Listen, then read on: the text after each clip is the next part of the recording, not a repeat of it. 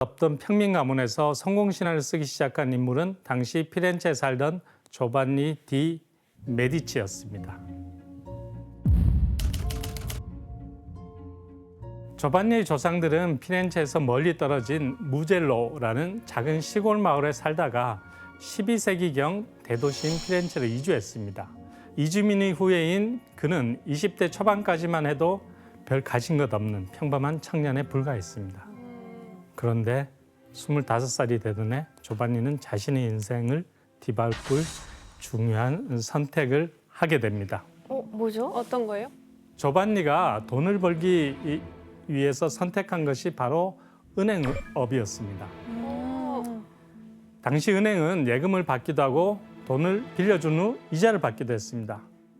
또 나라 간의 환율을 따져서 외환거래도 하기도 했습니다.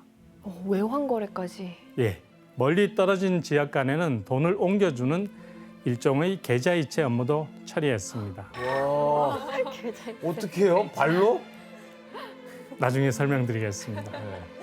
약 700년 전의 은행에서도 현대은행의 기본적인 업무를 대부분 했던 셈이죠. 하지만 자본금도 없었고 운영 방식도 모르는 상태에서 은행을 차릴 수는 없겠죠. 그러니까요. 네. 그래서 조반니는 은행업을 시작하기 전 먼저 로마로 가서 친척이 운영하는 은행의 직원으로 취업해서 일을 시작합니다. 조반니는 약 10년간 은행 직원으로 일하면서 거대한 돈의 흐름을 파악했습니다. 그리고 친척이 운영하던 로마 은행을 인수한 데 이어서 피렌체로 돌아와서 동업자들과 새로운 은행을 개업했습니다.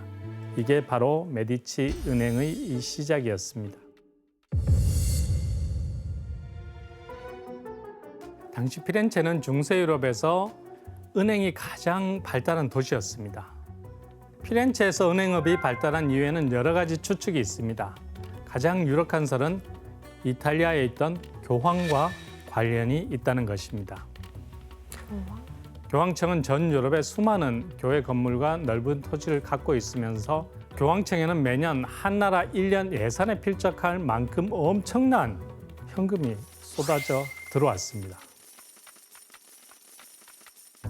이때 교황청 현금을 관리한 게 바로 피렌체 은행들이었습니다. 그중 크고 유력한 일부 은행이 교황청의 전담은행이 돼서 교황청의 금고를 관리했습니다. 그 전담은행 되려면 경쟁이 치열하겠는데요?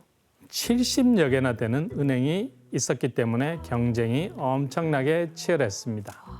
교수님, 그럼 이 많은 은행 중에서 메디치 은행이 어떻게 해서 그렇게 돋보이게 된 거죠? 예, 처음부터 돋보인 것은 아니었습니다. 사실 메디치 은행의 시작은 평범했어요.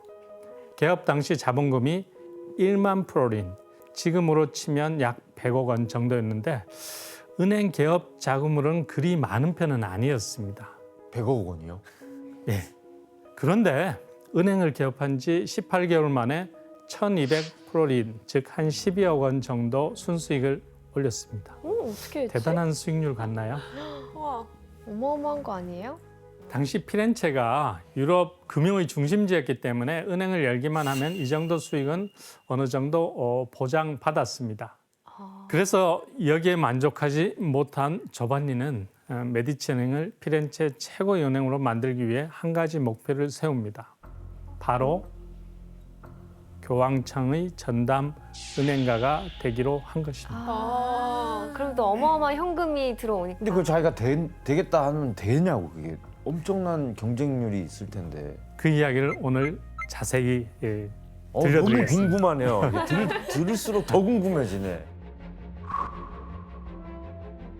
교황청의 전담은행의 자리를 차지하려면 교황청과의 연줄이 절실했습니다.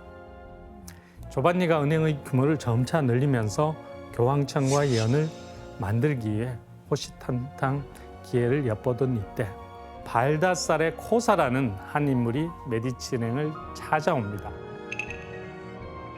그는 자신이 교황이 되고 싶다며 활동 자금에 필요한 막대한 돈을 메디치 은행에서 빌려달라고 합니다. 그가 요청한 돈이 얼마 정도 됐을까요? 한 100억 이상 되지 않았을까요? 진호 씨 정답입니다. 와 진짜? 그 금액이 무려 100억 원 정도였습니다. 오. 아니 무슨 신용도 아무것도 없는 사람을 어떻게 100억을 줘? 지금으로 치면 나 나중에 대통령 될 건데 돈 좀 빌려주세요. 이거 아니에요? 그쵸. 그러니까요. 네. 어떻게 믿어요? 조반니는 이게 기회라고 생각했습니다. 사실 그는 로마에서 은행을 운영할 때부터 발다사레 코사를 알고 있었거든요. 존재를 알고 있었고. 예, 알고 있었습니다. 코사는 당시 세계 최고의 대학으로 알려진 볼로냐 대학에서 교회법에 대한 법학 박사학위를 가지고 있었습니다. 그 분야에서 꽤 이름이 알려진 유명인이었죠. 아 그래요? 아 유명인이었어. 그래서 약 100억 원의 돈을 빌려주면서 일생일대의 베팅을 한 것입니다. 진짜 교수님 아무리 돈으로 100억 원을 쓴다고 해도 이게 교황이 되는 일은 쉽지 않은 거잖아요. 사실 중세 말기는 교황청의 부패가 엄청나게 심했던 시기였습니다. 당시 교회에서는 교황 추기경, 주교들이 교회의 성직을 돈으로 사고팔곤 했습니다. 코사 역시 메디치 은행에서 빌린 일종의 선거 자금을 밑거름 삼아서 자신의 인맥을 총동원했습니다. 그 결과 1410년입니다. 계획대로 교황으로 선출됩니다. 우와, 통찰력이 있었던 거네요. 네, 통찰력이 있었습니다.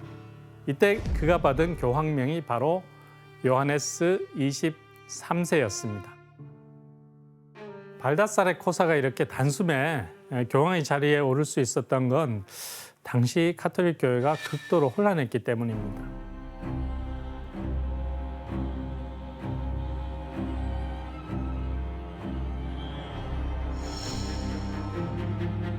정상적으로는 교황이 로마에 한 명만 있어야 되지 않습니까? 네. 그렇죠.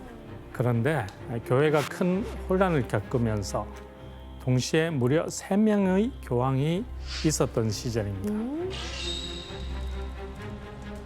이런 상황에서 아비뇽 교황, 로마 교황, 피사 교황 이렇게 3명의 교황이 있었던 굉장히 혼란한 시기였기 때문에 코사는 교황이 될 수 있었던 것입니다.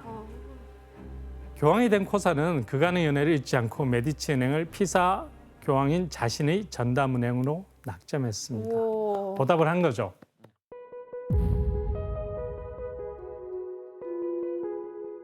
교수님 그럼 이제 메디치 은행이 이제 피렌체에서 최고의 은행이 됐겠네요.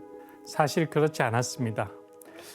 요한 23세라는 든든한 후원자 덕분에 승승장구하던 메디치 가문은 겨우 5년 만에 위기를 맞게 됩니다. 요한 23세는 요왕 자리에서 쫓겨났기 때문입니다. 오래 못 갔구나. 든든한 대체- 후원자가 이제 없어진 거네요. 예, 교회의 종교회의에서 교황 3명을 모조리 폐위하고 단 1명의 새로운 교황을 선출하게 된 것입니다. 결국 이때 요한 23세는 이단, 매관 매직, 동성애, 폭정, 근친 상간, 전임 교황 독살 등 온갖 제목이 붙여져서 감옥에 갇히게 됩니다. 어머. 게다가 한국 돈으로 약 350억에 해당하는 엄청난 벌금까지 물어야 했습니다. 그 벌금을 어떻게 내죠? 조반니는 요한 23세에게 다시 돈을 빌려주고 감옥에서 풀려나도록 힘을 써줍니다. 또 피렌체에서 머물 곳을 마련해주고 생활비도 줬습니다. 와. 심지어 요한 23세가 죽자 두오모 성당 앞 세례당 묘까지 만들어졌습니다.